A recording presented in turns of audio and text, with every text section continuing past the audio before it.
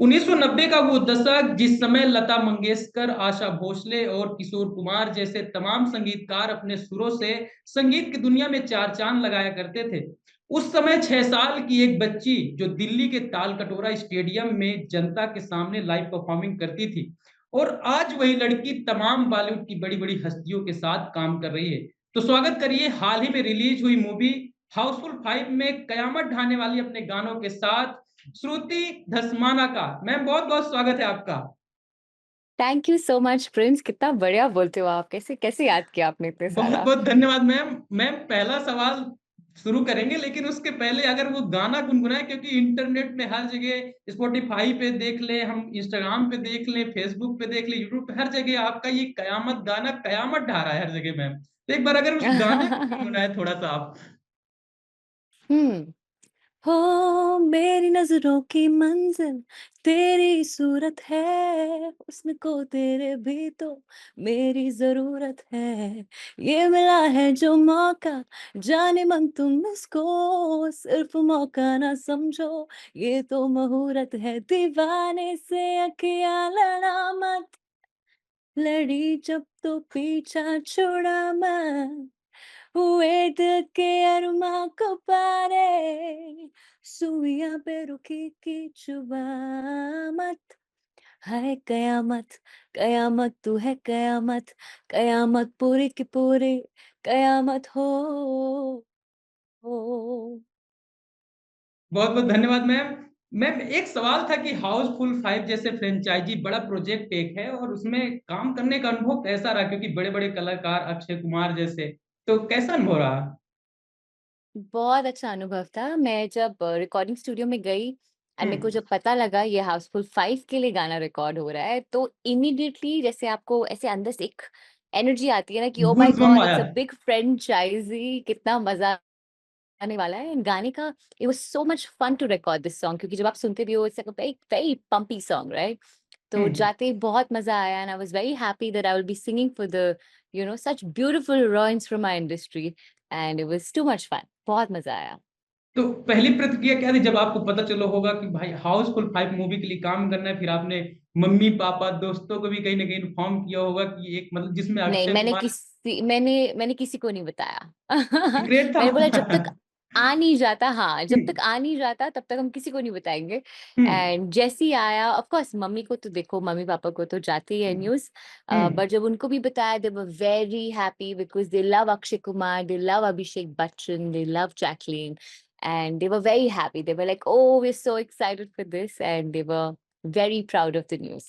अब तो सारे दोस्त स्टेटस और स्टोरी में फोटो लगा के गाने लगा रहे होंगे, कयामत ढा रही है क्योंकि तुम्हारी श्रुति धसमाना। हाँ जी, अभी दोस्त और पक्के दोस्त बन गए, ये तो बात है। ये आपने इसके पहले सीटाडेल हनी बनी में भी गाना गाया था। जी, जी। वो एक वेब सीरीज थी और ये कहीं ना कहीं मूवी है, और दोनों बड़े बैनर करेक्ट। के तले है। तो मतलब क्या कुछ अलग होता है कि आप वेब सीरीज के लिए गा रहे हैं और मूवी के लिए, ऐसा कुछ? नहीं, जब आप गाना गाते हो, चाहे वेब हम्म। सीरीज़ के लिए गाओ, चाहे आप अपने ओरिजिनल्स गाओ या किसी और के लिए द गाओ, आई थिंक गाना तो सेम ही होता है प्रिंस जी, हम्म। बट बस गाने की जो इंटेंट होती है, जो वाइब चाहिए उस गाने के लिए, हम्म। वो अलग होता है, वरना तो एक्सपीरियंस सभी स्टूडियो में ही जाके आपको रिकॉर्ड करना होता है।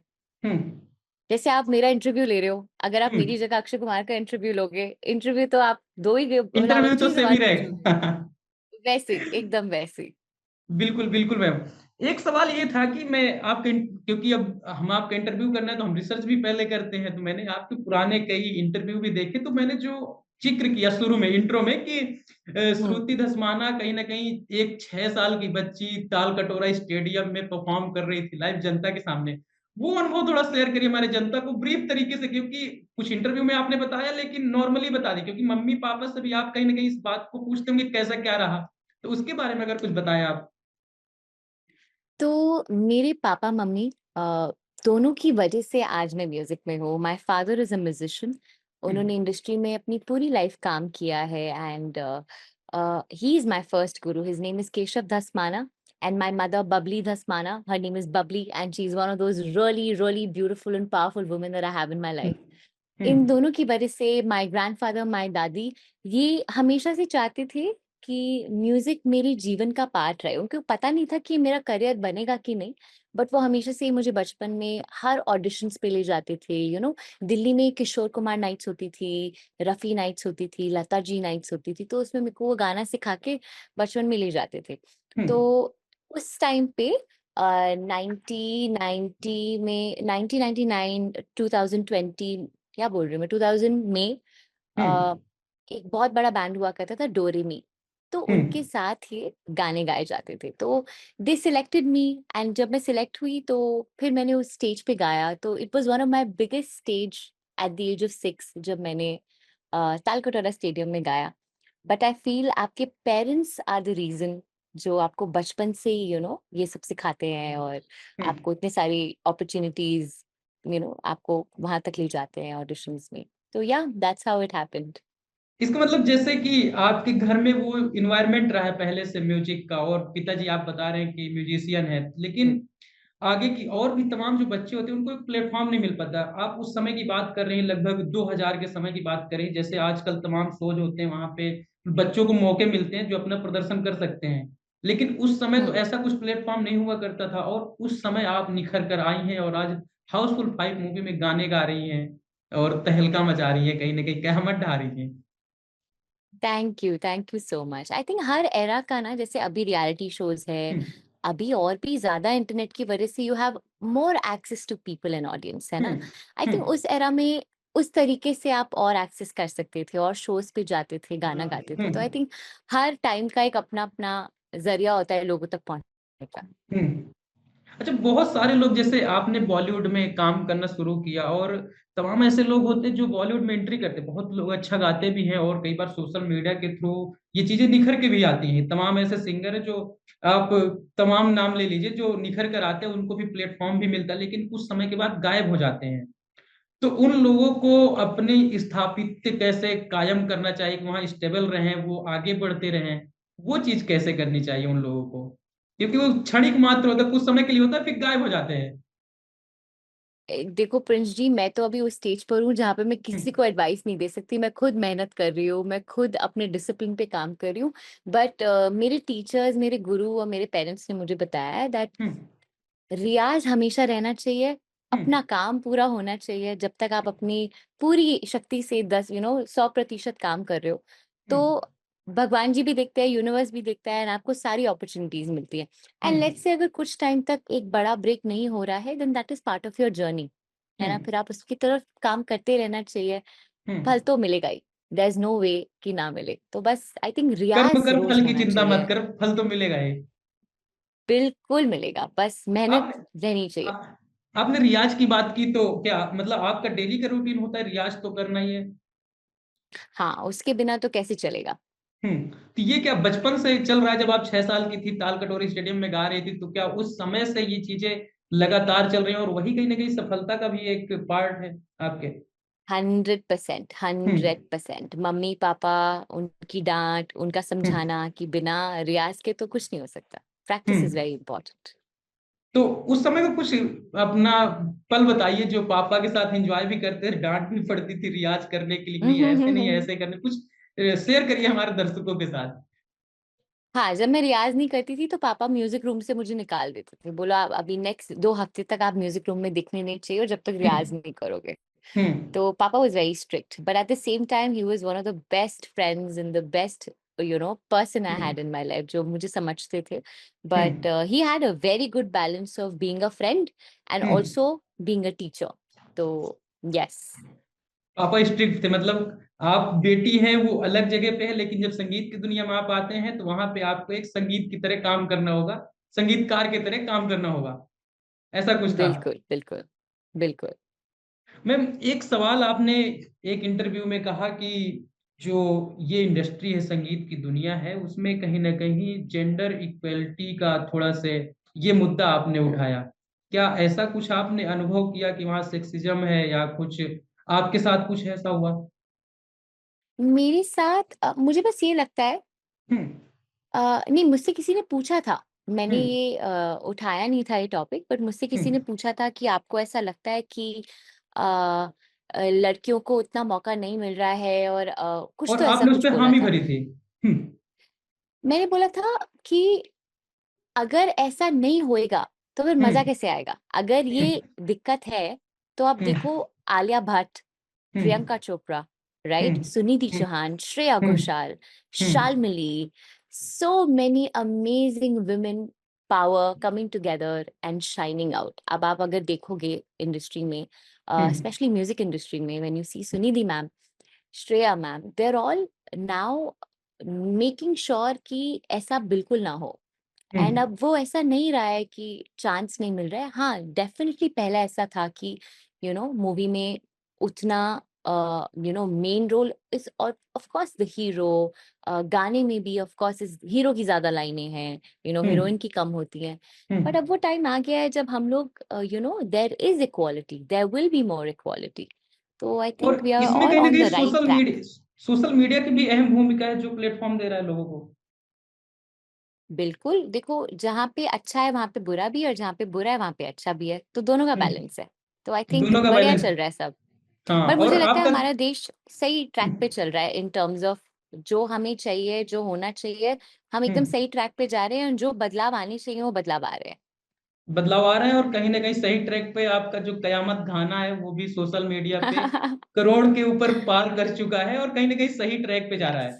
है। एक सवाल हुँ, और था कि आपके घर में हमेशा रफी जी, लता जी, इन्हीं सबके गाने बजते थे, और श्रुति जी फिर 100%। वेस्टर्न कल्चर में कैसे डाइवर्ट हो गई? मतलब बॉलीवुड में तो है ही, वेस्टर्न कल्चर की तरफ जब आप उनकी इंग्लिश गाने सुनो, एकदम से गूज बम आ जाते हैं।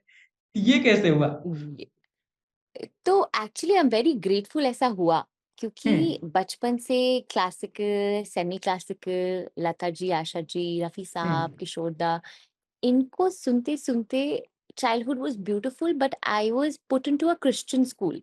हम्म। तो जब मैं क्रिश्चियन स्कूल में गई, मेरे स्कूल का नाम है सेंट मैरी स्कूल, एंड वहाँ पे जाके मेरे को जो माहौल मिला, वहाँ पे हम लोग कैरल्स गाते थे। हम्म। मेरे जो वेस्टर्न म्यूज़िक के टीचर थे, he introduced me to gospel music. तो हम्म। वो वहाँ से मुझे एक अलग डायरेक्शन मिला, एक अलग जॉनरा सीखने को मिला म्यूज़िक का। हम्म। जिसकी वज़ह से मेरे अंदर एक थॉट आया कि मेरे को सिर्फ़ एक जॉनरा नहीं गाना लाइफ़ में, मेरे को हम्म। हर जॉनरा ट्राई करना है, मेरे को म्यूज़िक का हर रस ट्राई करना है। हम्म। तो वेस्टर्न भी गाना है, जितना मैं वर्सेटाइल हो सकती हूँ होना है। तो hmm. Thanks to my school, thanks to my principal, all my teachers, they were very, very understanding and वो मेरे को म्यूज़िक में फुल सपोर्ट करते थे। तो that's how western came into my life, Prince. तो क्या श्रुति इसीलिए एक दो या तीन भाषाओं में नहीं, चार चार पांच पांच भाषाओं में गाना गा लेती है?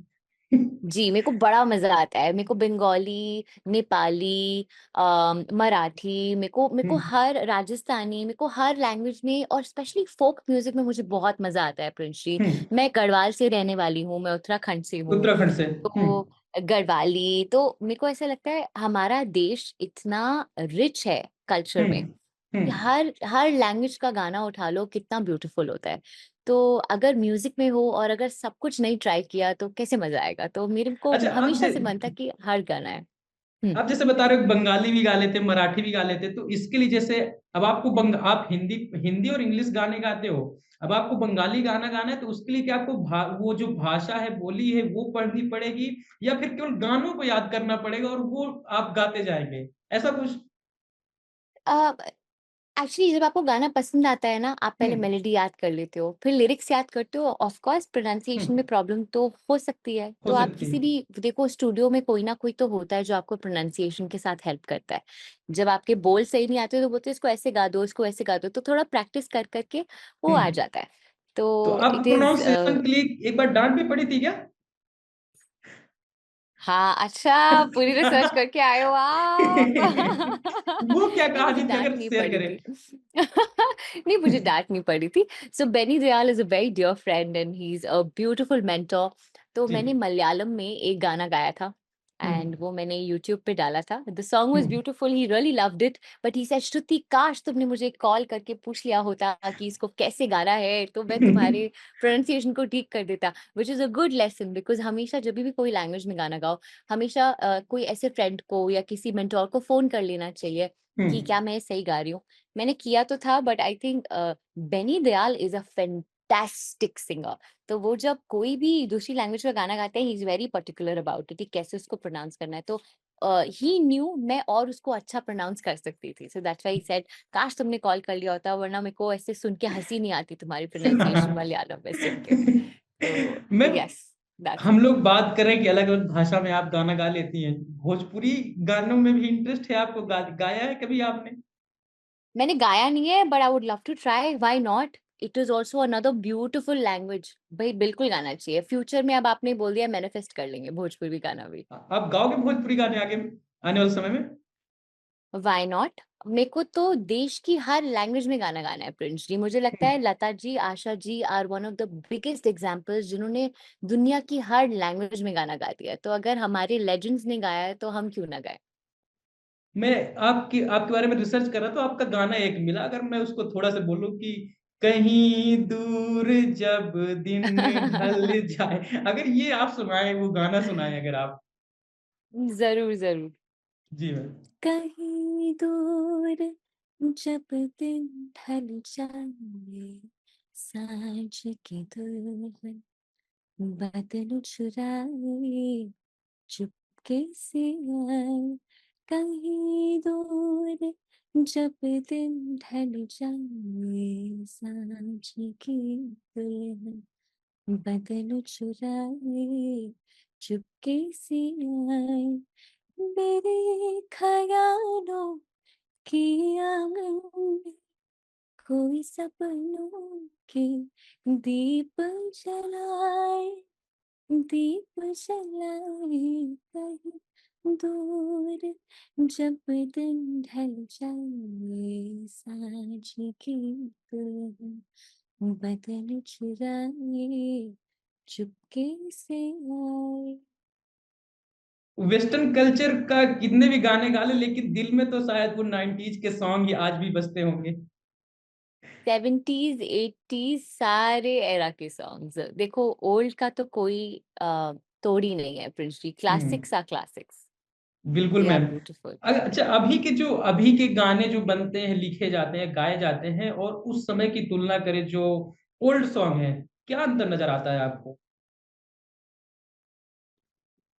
मुझे ऐसा लगता है गाने बनते हैं लोगों के हिसाब से। हम्म। अब डायरेक्टर सोच रहा है प्रिंस को क्या अच्छा लगेगा या प्रिंस हम्म। के दोस्तों को क्या अच्छा लगेगा, तो ठीक। वैसे गाने बनते हैं।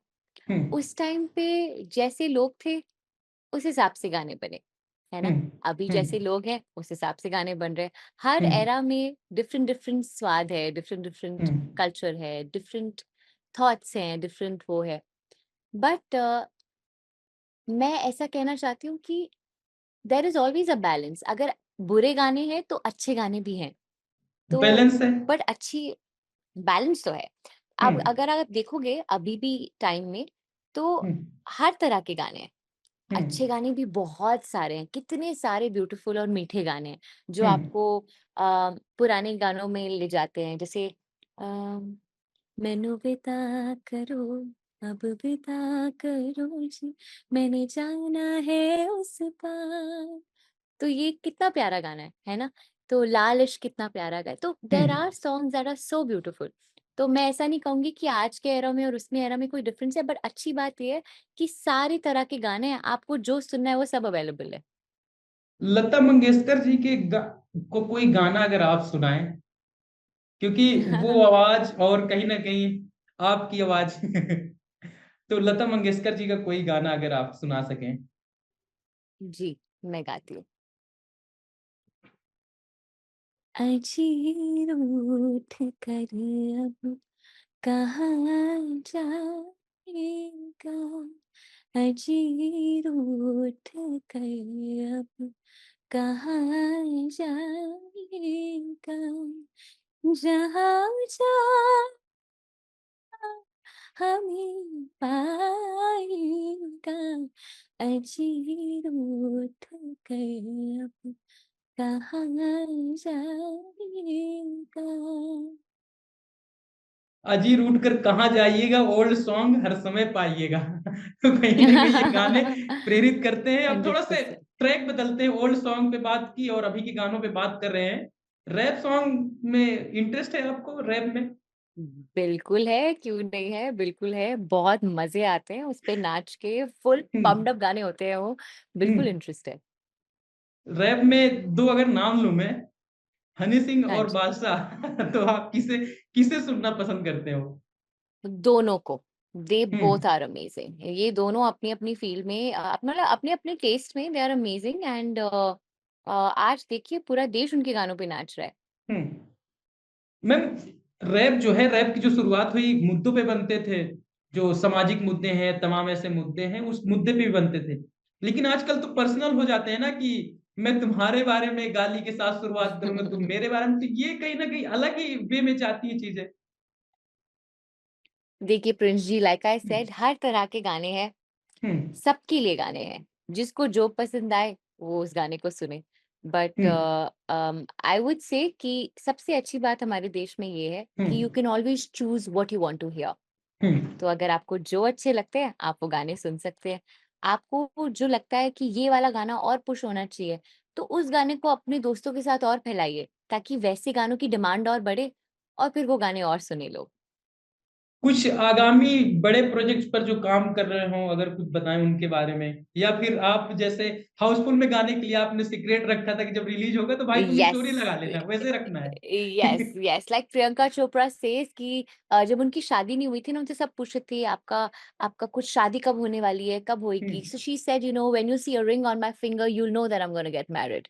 सो जस्ट लाइक दैट, जब कुछ बहुत ही बड़ा आने वाला होगा, ऐसी हाउसफुल 5 की तरह एकदम आ जाएगा। And but everything, all the good things are in the pipeline. And मम्मा कहती है, जब कुछ बड़ा होने वाला होता है तो उसको बिल्कुल नहीं बताते हैं, उसको आने दो और लोगों को पाने दो।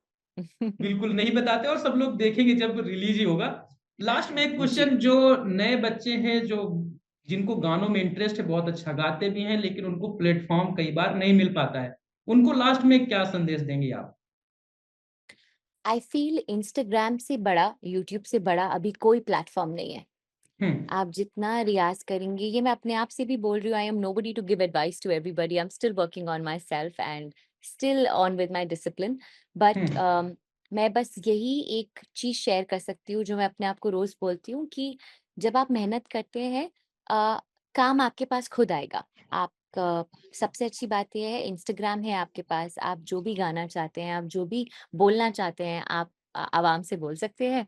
And you have an amazing platform. बस रियाज़ करते जाना है और अच्छे काम करते जाना है और म्यूज़िक दिल से करना है, क्योंकि it is all about giving love to people, क्योंकि मतलब कर्म करे म्यूज़िक जब फल दिल की से। चिंता मत कर, फल आने वाले समय में ज़रूर मिलेगा।